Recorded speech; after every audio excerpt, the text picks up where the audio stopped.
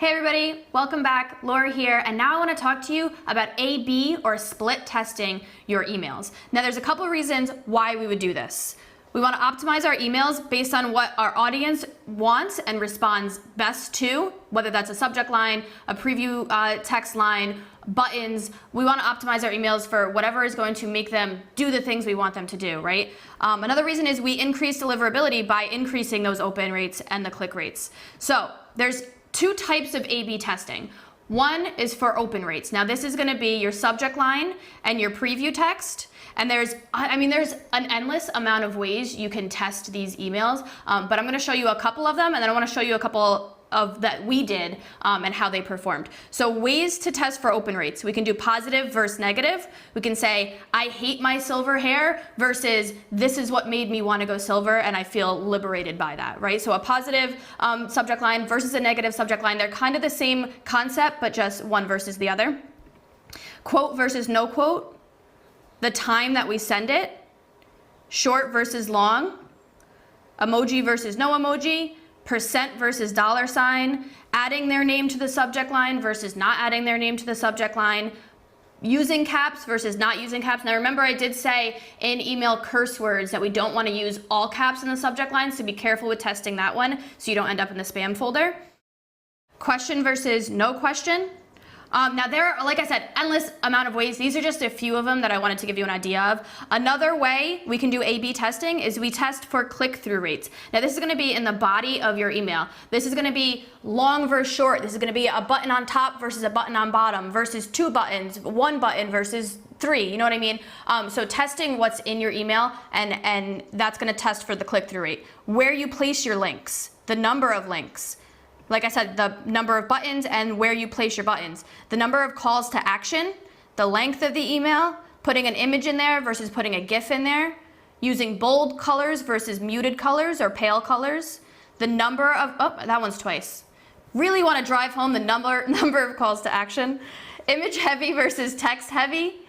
Those are a few, and like I said, endless amount of things to run there too. You really want to test, see what your audience is resonating with. Now these are a couple of tests that we run that I want to show you, and that's just a cat that's running some tests. Quote versus no quote, which we've done. We're testing for open rate here. So this is one of them. You'll see the bottom, the B variation there is the one that won, which was no quote by a decent amount there. And the one on top has a quote, and that one won. So we did a couple here. We did 3 months of testing, 24 total blog emails, and the winner for this one was no quotes. So we realized after testing 24 emails that not having a quote in our subject line increases our open rates of these emails. Another test that we did was emoji versus no emoji. Now we did this throughout an entire sale, and I do want to say something.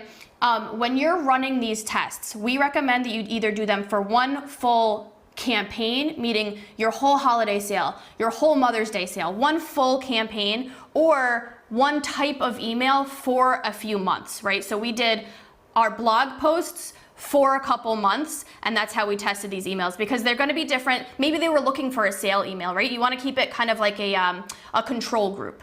So emoji versus no emoji. This one we were testing for open rates. And you can see a couple examples here. This one we did for our holiday sale. One holiday campaign, 55 total emails, and the winner of emoji versus no emoji is no emoji. Not adding an emoji to our subject lines got a higher open rate. Now one test that we did for click-through rates, we tested long versus short copy, and I'll show you what a couple of those look like. We have this email here, which is the longer one. We added a PS on the bottom. And then this one here, pretty short, straight to the point, and a call to action on the bottom.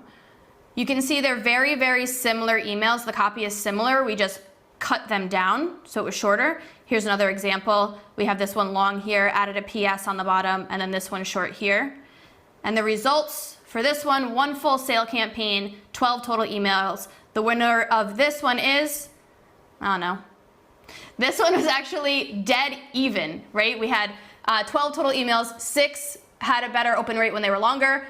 Click-through rate, I'm sorry. 6 had a better click-through rate when they were shorter. So we're going to continue testing this one through another campaign and see if we can come up with any good data on that. In conclusion, there are endless ways to test your email, but if you're not testing, you could be wasting resource, right? So what if your emails do better shorter? Your copywriter's wasting time writing those long emails for you, right? What if your emails do better without images? You're wasting your designer's time, or your time if you're doing it, creating those images if it does better without. So test your emails, find out what does best with your audience. I'm Laura. This was A/B or split testing your emails.